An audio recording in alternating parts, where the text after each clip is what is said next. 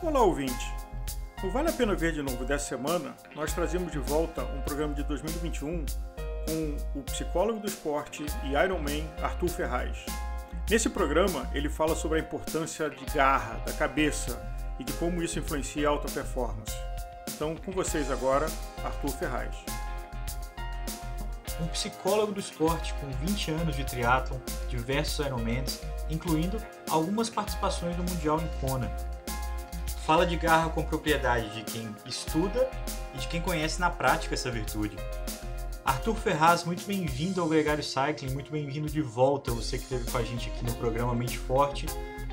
Dessa vez para falar sobre como se molda um ciclista de longa distância, o que passa pela cabeça dessa pessoa que se habitua a pedalar por vários dias, por vários quilômetros, um ciclista que se habitua a pedalar com desconforto, com os extremos. Esse ciclista tem um perfil semelhante? É possível traçar um paralelo do que molda a cabeça? Qual que é o combustível que um ciclista utiliza para se sentir confortável nessa situação de sair de casa e voltar depois de muitos dias de pedal?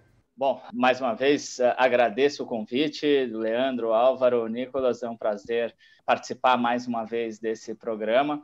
Eu acho que a gente tem que, nessa situação, tomar cuidado com o tipo de avaliação que a gente faz quando a gente olha de fora, né? Então, é muito comum que a gente olhe para esses atletas e se pergunta, poxa, mas por que ele gosta tanto de sofrer? Por que ele gosta de passar frio? Por que ele gosta de sentir dor? Por que ele gosta de passar fome? Como se o principal referencial fosse aquilo que falta e não aquilo que ele está conquistando.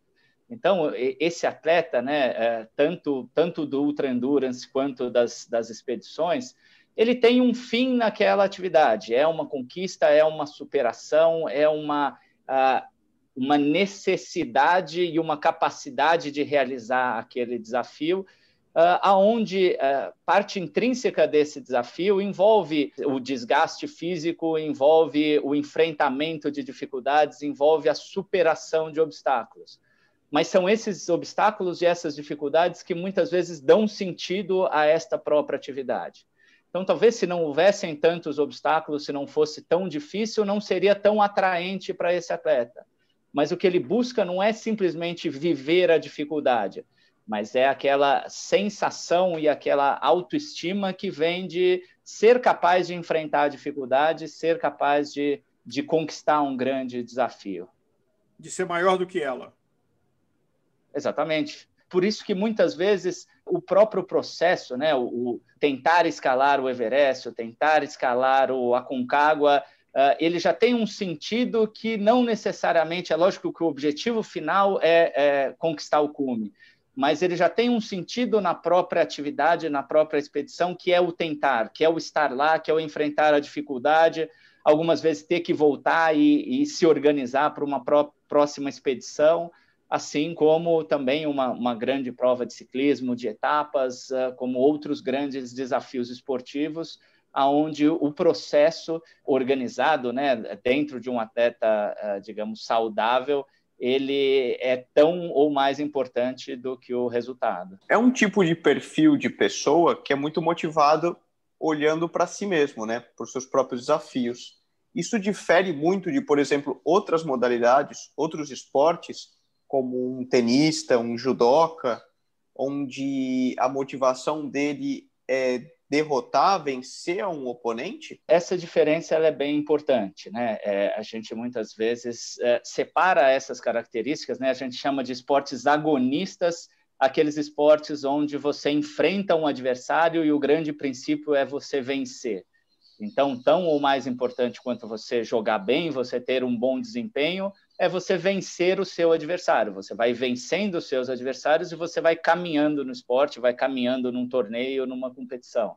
Em geral, né, nos esportes de endurance, você tem uma competitividade, mas até pela característica de ordenação de resultados, ela depende muito mais do que cada um é capaz de fazer. Então, você não é capaz de fazer mais do que o seu máximo. Você desenvolve estratégias para chegar perto do seu máximo, mas se houverem outros atletas que são capazes de fazer, cujo máximo é maior do que o seu máximo, você vai ter muito pouco a a fazer ou a interferir dentro dessa característica.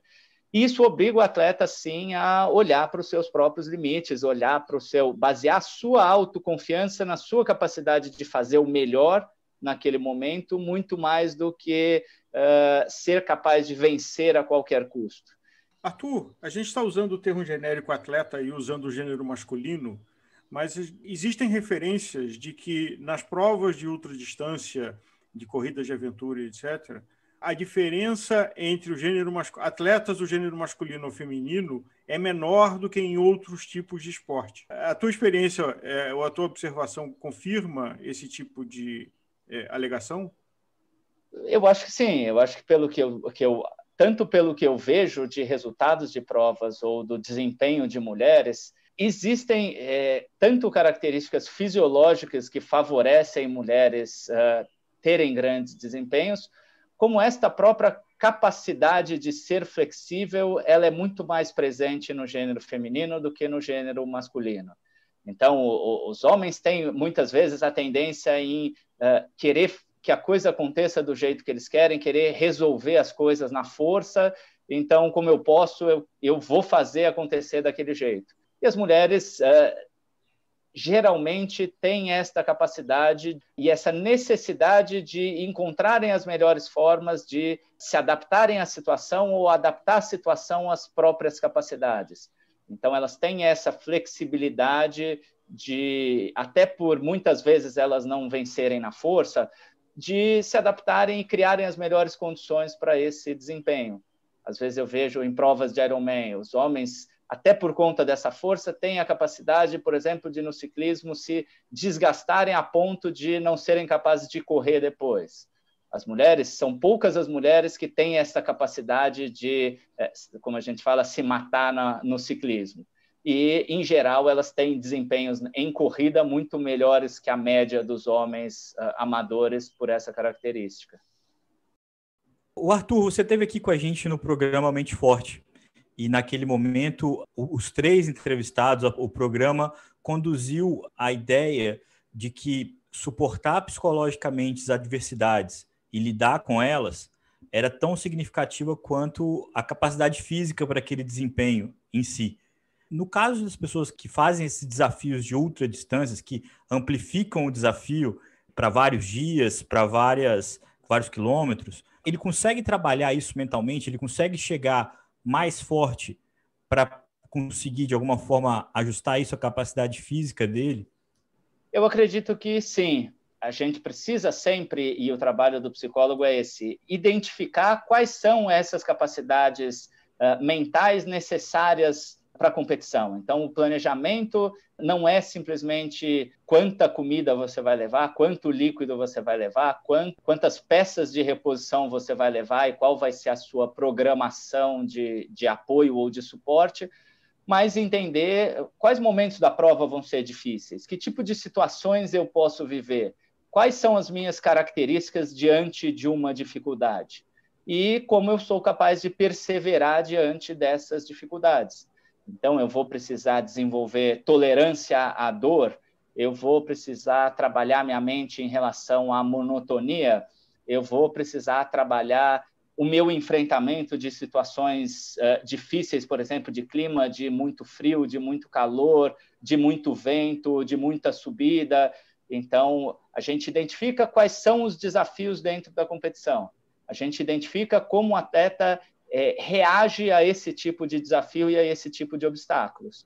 E aí a gente começa a pensar em estratégias para enfrentar de acordo com essa característica e essa capacidade pessoal.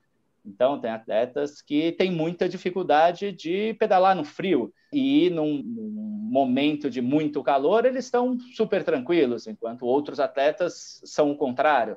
Alguns se dão muito bem, ficam tranquilos no vento, mas vão subir uma grande montanha, começam a enfrentar um problema. Então, é através dessa identificação que a gente começa a trabalhar para, sim, desenvolver essa tolerância e desenvolver essa capacidade. Seria um tipo de treinamento psicológico para a prova, para o desafio, isso que você comenta, Arthur? Exatamente. Trabalhando com as questões específicas do desafio e das exigências. E nesse caso, Arthur, entre outros, né, tem dormir longe da sua cama por vários dias, comer comidas diferentes a cada dia, que você vai mudando de lugar e vai mudando de ambiente, não ter contato com pessoas próximas ou com pessoas que ele estabeleceu já um contato anterior, porque muitas vezes ele está trocando de cidade, ou está trocando de lugar na sequência. São várias situações que ele precisa se preparar mentalmente para poder conviver, né? Exatamente. E aí a gente entra também num conceito que é muito importante nesses desafios, nesses esportes, que é o conceito de garra. Em geral, a gente identifica a garra muito como um momento decisivo da competição, onde você precisa resistir, onde você precisa fazer força, onde você precisa ser capaz de mobilizar toda a sua energia. Mas a garra está envolvida com um conceito muito mais amplo em termos de definição e em termos de tempo, né? A gente fala que a garra é a união da paixão com a perseverança, ou seja, a capacidade do atleta ou da pessoa valorizar algo com uma grande intensidade e por um longo período de tempo. Ou seja, no caso do esporte, é eu considerar esse desafio, considerar aquilo que eu me propus a fazer como algo muito importante na minha vida e no qual eu sou capaz de me manter fazendo durante muito tempo. Mas esse desafio, ele nunca é fácil, ele exige perseverança, ele exige que eu supere dificuldades, ele exige que eu desenvolva a minha resiliência e ele exige que eu constantemente reavalie os meus objetivos e reavalie as minhas capacidades. Na hora que eu tenho uma paixão muito grande e eu tenho uma capacidade de perseverança grande também, eu tenho uma característica de garra forte. E esta garra é a que vai me proporcionar, ao longo do tempo, ao longo deste desafio, enfrentar todos esses problemas, superar eles e tratar essa superação como muitas vezes a grande parte desse desafio, e tratar cada um desses obstáculos como algo que vai me tornar mais forte e que vai acrescentar isso à minha paixão e não como algo que vai me deixar mais longe do meu objetivo. Arthur, tem um livro que eu não sei se você leu, chamado Grit, da Angela Duckworth, que ele tem uma tese muito interessante, porque ele tem um testezinho rápido, até você consegue fazer ele na internet. O que ela fez, um experimento interessante, para quem não conhece o livro, é de que ela tinha um nível muito grande numa academia militar americana de alta performance, de elite dos militares americanos, de militares que não sobreviviam o treinamento, né? Eram eliminados no processo. E, no objetivo de transformar esse processo mais eficiente, de como é que você poderia inicialmente saber quem já ia desistir para nem colocar no programa, para não gastar dinheiro no processo de treinamento. E com um kit de resposta simples, ela conseguiu mapear e ter uma causalidade bastante grande em quem deu na resposta que não tinha garra, grit em inglês, não sobrevivia ao treinamento. E tudo isso para te fazer uma pergunta: garra é treinável? Eu acredito que sim. Acho que a capacidade de ter garra, ela pode ser desenvolvida. Você pode se colocar em situações que exijam garra. Você pode se desenvolver diante deste treinamento. Muitas vezes a gente faz isso quando começa a se propor um desafio. Então, eu vou fazer uma prova de 7 dias. Muitas vezes eu começo com uma prova de 1 dia. Muitas vezes eu me coloco em provas com condições mais difíceis. Eu vou subir montanhas, eu vou fazer training camps, como foi discutido no outro episódio. Eu vou me colocar em condições, vou me juntar a outras pessoas e vou aprender com o ambiente onde eu estou, como eu posso, como os outros fazem, como essa garra pode ser descoberta em mim e como essa garra pode ser desenvolvida em mim. De novo, é uma questão individual, mas tem a ver com o meio em que você está, com as pessoas em que você se relaciona e as situações às quais você se expõe. Mas é correto pensar que toda pessoa que é um entusiasta do esporte, ela é capaz de suportar ou de se colocar em grandes desafios como pedais de longas distâncias? Todo mundo é capaz de fazer uma viagem do Oiapoque ao Chuí? Ou um Ironman? Eu diria, na resposta rápida de bate-pronto, sim. todos os atletas têm capacidade, ou todas as pessoas têm capacidade fisiológica de, passando por um treinamento sistematizado, conseguir completar grandes provas. A questão é que essa avaliação ela vai muito além do talento, como o Álvaro estava falando do livro do Grit. Porque mais do que o talento, né, mais do que as notas dos alunos que eram aceitos nessa academia, a capacidade de se manter desafiado por aquilo que eles queriam, considerar aquilo como importante, ser capaz de perseverar durante situações difíceis, ela é um outro talento que muitas vezes ele não está relacionado com a atividade que o atleta vai fazer. Então, eu posso fisiologicamente ter uma capacidade muito boa de enfrentar esse desafio.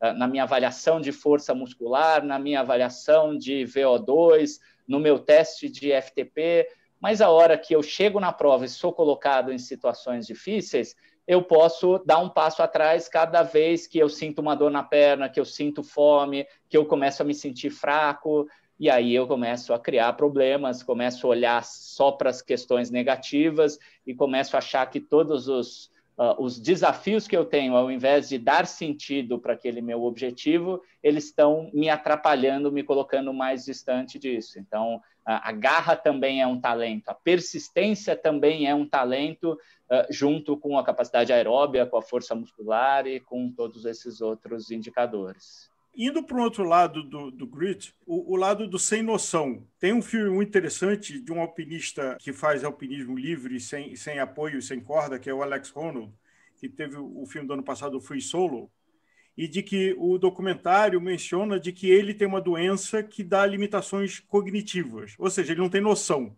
O quanto não ter noção ajuda? Ela ajuda muitas vezes a você ultrapassar barreiras mentais que você ou que o atleta é capaz de criar. Então, a hora que você precisa significar aquele desafio que você vai fazer, e isso entra como parte do planejamento, você precisa assumir os riscos e você precisa conhecer bastante as consequências de qualquer problema ou qualquer dificuldade acontecer.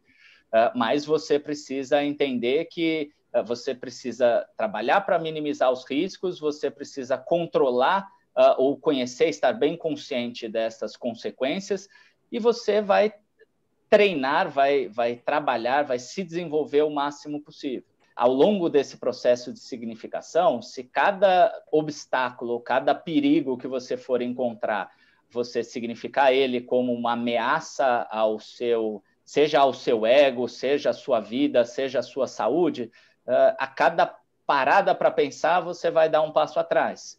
Quando você olha cada etapa ou cada obstáculo como uma oportunidade de você crescer, como uma oportunidade de você encontrar uma coisa nova, de você identificar algo muito positivo dentro de você, isso vai te aproximar dos seus objetivos. A falta de noção, ela te dá talvez um conhecimento menor e aí favoreça você, pela incapacidade de conhecer os riscos, de você se expor a eles e aí muitas vezes poder aproveitar dos benefícios de tentar. Mas, ao mesmo tempo, você corre um grande risco de, ao não identificar esses riscos, você se expor de maneira demasiada e aí você sofrer as consequências de forma mais séria. E isso em relação a todas as paixões que você tem. Você desenvolve, você se envolve, mas na hora que isso se torna algo sem noção, você é capaz desde se colocar em um risco de saúde grande, quanto de se envolver em ações, digamos, antiéticas, quando a gente fala de esporte competitivo, porque você, de forma sem noção, acredita que cumprir esse objetivo é mais importante do que a forma que você vai usar para cumpri-lo. Algum truque, alguma estratégia mental para durante esse momento de muitos dias, de que você está lá, não sei, subindo já, tentando atacar o cume da montanha, já não sei quantos dias, passando frio, ou para o pessoal que vai fazer, por exemplo, o Biking Man, como o Vinícius, que está já lá no quilômetro 800, ainda faltam 200 e tem que subir ainda 5.000 metros de desnível. truques que as pessoas e os ouvintes possam utilizar para, no momento da dúvida, no momento do sofrimento da ultradistância, eles possam se superar? Eu acredito que a gente divide essas estratégias em duas grandes características, né? Então, a característica associativa, que é você pensar naquilo que você está fazendo, né? Você ser capaz de valorizar aquele momento. Então, é tanto de entender que o sofrimento vai fazer parte, como entender que existe muito mais coisa acontecendo naquele momento do que o sofrimento em si. Então, a gente falava do episódio do Mente Forte, aquela história do Mansur de quando ele fazia a prova dele, enfrentava as dificuldades e falava, poxa, eu estaria no meu escritório, eu estaria trabalhando, eu preciso valorizar estar aqui nessa montanha, estar fazendo esse desafio e ser capaz de olhar para o cara do lado que está reclamando todo dia e falar, pô, esse cara está no lugar errado. Então, eu preciso olhar e preciso tanto me apropriar daquilo que eu estou sentindo, como entender que muitas outras coisas estão envolvidas naquele momento. A outra via é a via dissociativa, ou seja, eu vou tentar tirar a minha cabeça daquela dor, daquele sofrimento, da pedalada após pedalada, que muitas vezes, depois de muito tempo, é um sofrimento, você contando lá, perna direita, perna esquerda, está doendo, dói aqui, dói as costas, dói o pescoço. Poxa, deixa eu dar uma viajada, deixa eu olhar para a paisagem, deixa eu pensar em outras coisas que não o meu movimento, a minha técnica, a minha execução. O atleta, muitas vezes, precisa se identificar, ou precisa identificar a melhor forma para ele e em que momento ele vai usar uma técnica, em que momento ele vai usar a outra. Porque em alguns momentos, olha, você precisa se concentrar, você precisa fazer direito, você precisa descer bem, você precisa aplicar sua força para não ficar desperdiçando energia. Em outros momentos, você tem que curtir onde você está e você tem que valorizar a sua capacidade de ter criado aquele momento. Arthur, o programa já caminha para o final e eu queria te fazer uma pergunta do Arthur Atleta. Você tem algum exemplo, você tem alguma história que você gosta de contar onde a garra prevaleceu, onde você se sentiu plenamente orgulhoso da garra que você desempenhou e cumpriu um objetivo esportivo? Poxa, Leandro, eu diria que, assim, em relação ao longo prazo, a atividade que eu faço, a relação que eu tenho com o triatlon e com o esporte é de extrema garra.